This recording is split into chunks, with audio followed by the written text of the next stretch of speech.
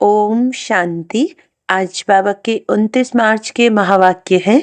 बाबा ने कहा, मीठे बच्चे, तुम्हें ज्ञान से अच्छी जागृति आई है। तुम अपने 84 जन्मों को, निराकार और साकार बाप को जानते हो। तुम्हारा भटकना बंद हुआ। प्रश्न है, ईश्वर की गतमत न्यारी क्यों गाई हुई है? उत्तर है, पहला है, क्योंकि वे ऐसी मत देते हैं जिससे तुम ब्राह्मण सबसे न्यारे बन जाते हो। तुम सबकी एक मत हो जाती है।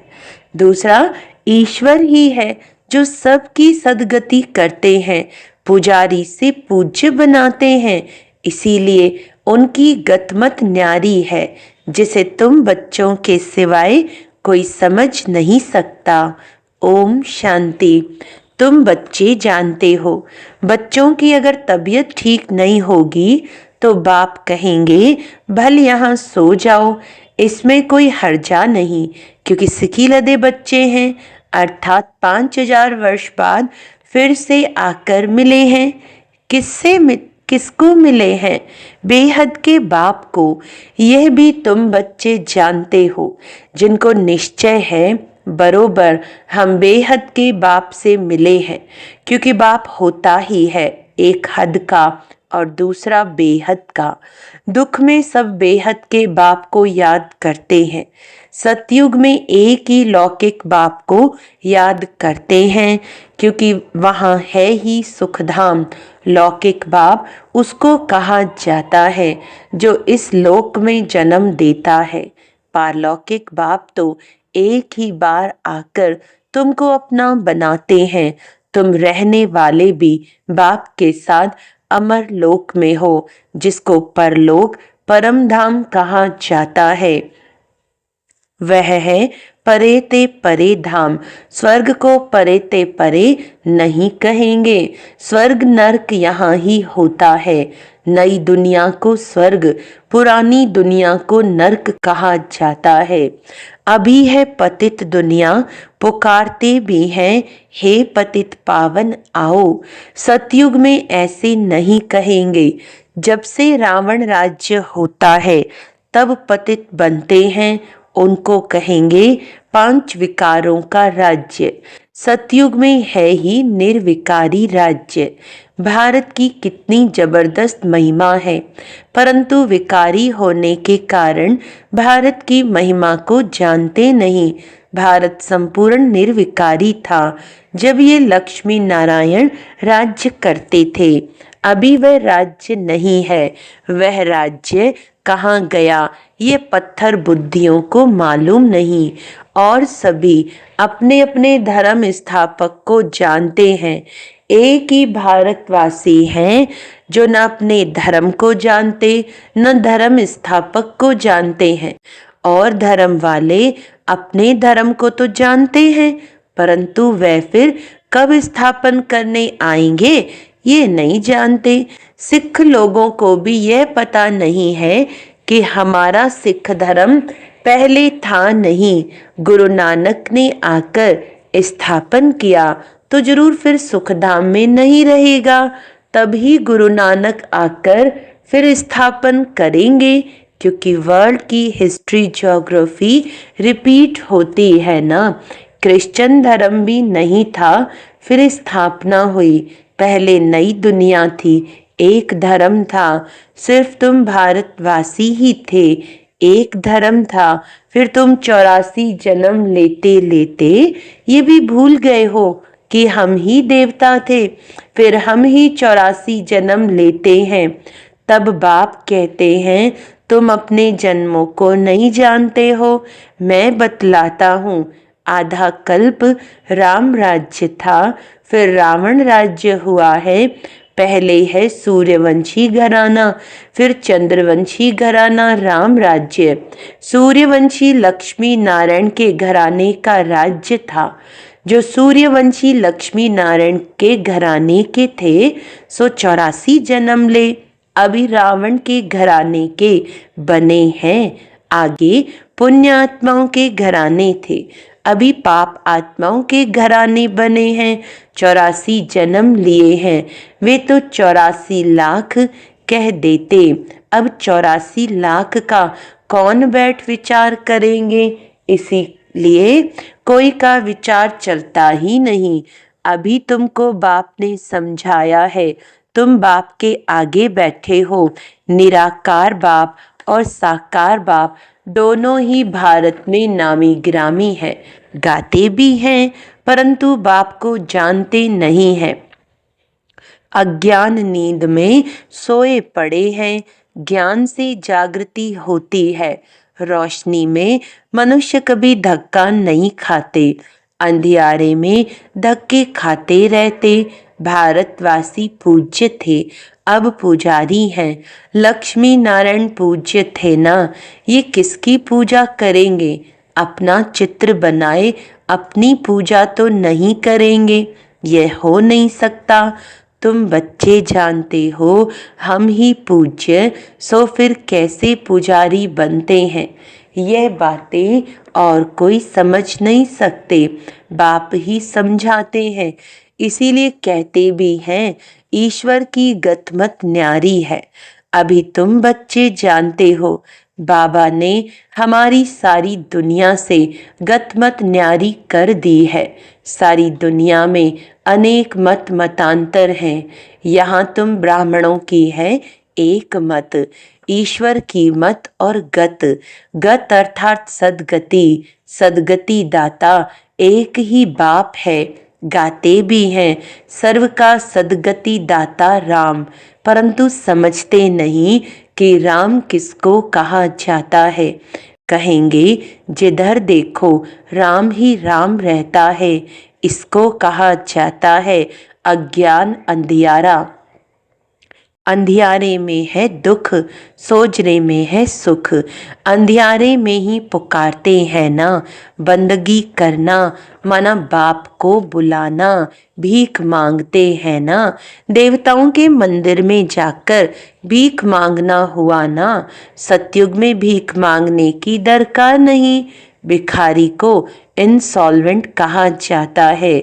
सतयुग में तुम कितने सॉल्वेंट थे, उसको कहा जाता है सॉल्वेंट। भारत अभी इनसॉल्वेंट है, ये भी कोई समझते नहीं। कल्प की आयु उल्टी सुल्टी लिख देने से मनुष्यों का माथा ही फिर गया है। बाप बहुत प्यार से बैठ समझाते हैं, कल्प पहले भी बच्चों को समझाया था। मुझ पतित पावन बाप को याद करो तो तुम पावन बन जाएंगे। पतित कैसे बने हो, विकारों की खाद पड़ी है।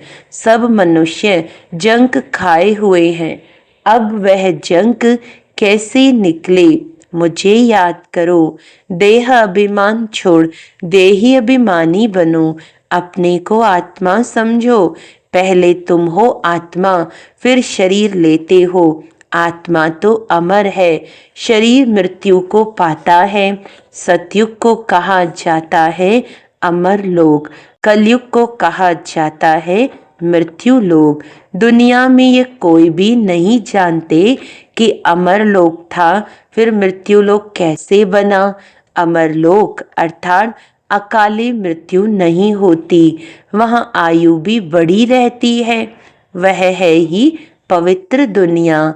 तुम राज ऋषि हो, ऋषि पवित्र को कहा जाता है।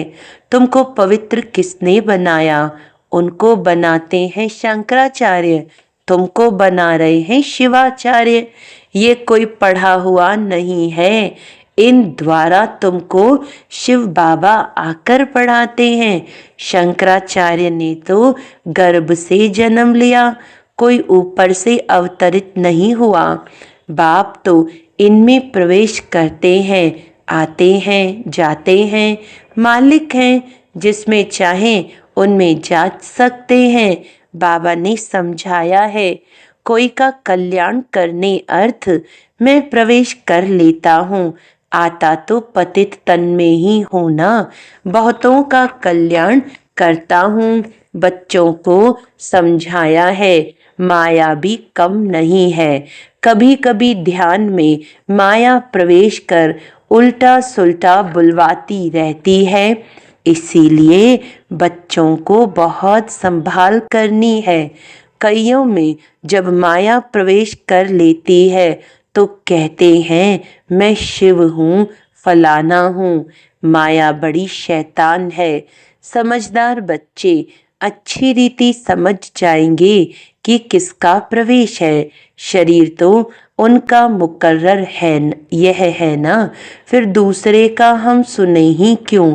अगर सुनते हो तो बाबा से पूछो ये बात राइट है या नहीं। बाप झट समझा देंगे। कई ब्राह्मणियां भी इन बातों को समझ नहीं सकती कि क्या है। कोई में तो ऐसी प्रवेशता होती है जो चमाट भी मार देते, गालियां भी देने लग पड़ते। अब बाप थोड़े ही गाली देंगे। इन बातों को भी कई बच्चे समझ नहीं सकते। फर्स्ट क्लास बच्चे भी कहाँ कहाँ भूल जाते हैं। ये बातें पूछनी चाहिए क्योंकि बहुतों में माया प्रवेश कर लेती है। फिर ध्यान में जाकर क्या क्या बोलते रहते हैं। इसमें भी बड़ा संभालना चाहिए।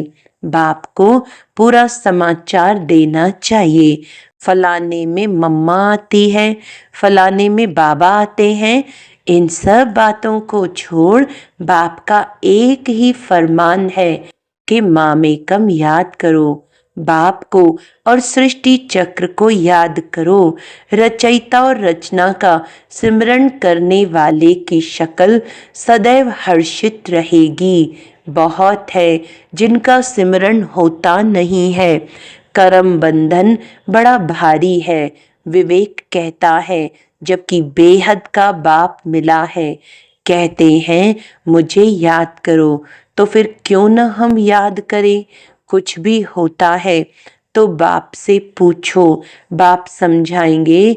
कर्म भोग तो अभी रहा हुआ है ना, कर्मातीत अवस्था हो जाएगी तो फिर तुम सदैव हर्षित रहेंगे। तब तक कुछ न कुछ होता है। ये भी जानते हो मिरुआ मौत, मलुक का शिकार, विनाश होना है। तुम फरिश्ते बनते हो, बाकी थोड़े दिन इस दुनिया में हो। फिर तुम बच्चों को ये स्थूल वतन भासेगा नहीं, सूक्ष्म वतन और मूल वतन भासेगा। सूक्ष्म वतन वासियों को कहा जाता है फरिश्ते। वे बहुत थोड़ा समय बनते हो, जबकि तुम कर्मातीत अवस्था को पाते हो। सूक्ष्म वतन में हड्डी मांस होता नहीं। हड्डी मांस नहीं तो बाकी क्या रहा। सिर्फ सूक्ष्म शरीर होता है। ऐसे नहीं कि निराकार बन जाते हैं, नहीं, सूक्ष्म आकार रहता है।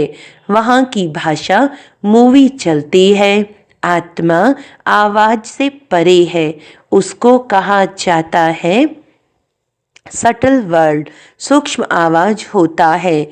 यहाँ है टॉकी, फिर मूवी, फिर है साइलेंस। यहाँ टॉक चलती है, ये ड्रामा का बना बनाया पार्ट है। वहाँ है साइलेंस, वह मूवी, और यह है टॉकी। इन तीनों लोकों को भी याद करने वाले कोई विरले होंगे।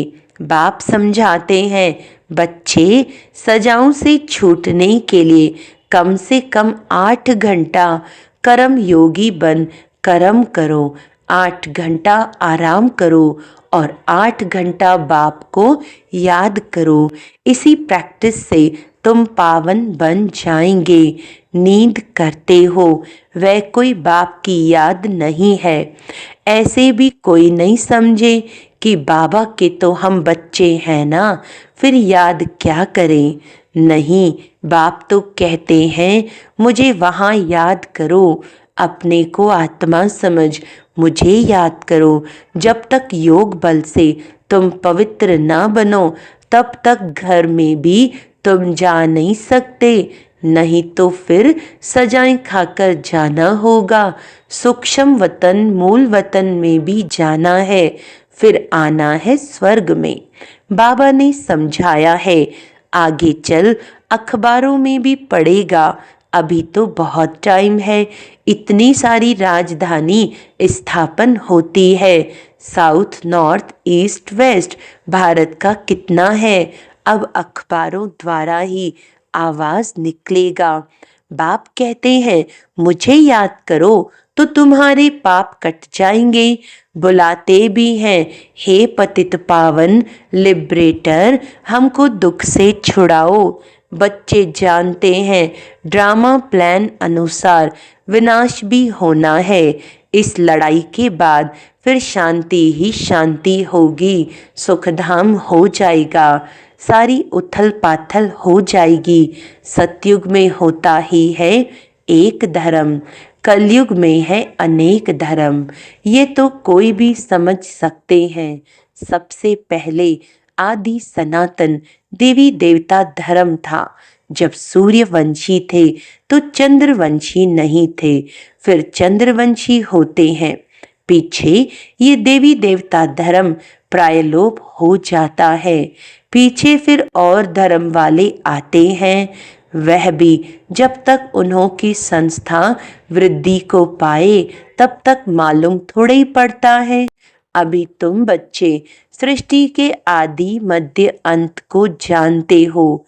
तुमसे पूछेंगे, सीढ़ी में सिर्फ भारतवासियों को क्यों दिखाया है? बोलो, ये खेल है भारत पर, आधा कल्प है उन्हों का पाठ। बाकी द्वापर कलयुग में यह सब धर्म आते हैं। गोले में ये सारी नॉलेज है। गोला तो बड़ा फर्स्ट क्लास है। सतयुग त्रेता में है श्रेष्ठाचारी दुनिया, द्वापर कलयुग है भ्रष्टाचारी दुनिया। अभी तुम संगम पर हो। ये ज्ञान की बातें हैं। ये 4 युगों का चक्र कैसे फिरता है ये किसको पता नहीं है। सतयुग में इन लक्ष्मी नारायण का राज्य होता है।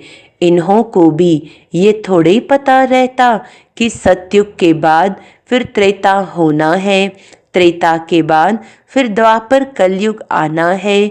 यहाँ भी मनुष्यों को बिल्कुल पता नहीं। भल कहते हैं, परंतु कैसे चक्र फिरता है ये कोई नहीं जानते। इसीलिए बाबा ने समझाया है, सारा गीता पर जोर रखो। सच्ची गीता सुनने से स्वर्गवासी बनते हैं। यहाँ शिव बाबा खुद सुनाते हैं, वहाँ मनुष्य पढ़ते हैं। गीता भी सबसे पहले तुम पढ़ते हो। भक्ति में भी पहले पहले तो तुम जाते हो ना। शिव के पुजारी पहले तुम बनते हो। तुमको पहले पहले पूजा करनी होती है। अव्यभिचारी एक शिव बाबा की सोमनाथ मंदिर और किसकी ताकत थोड़े है बनाने की।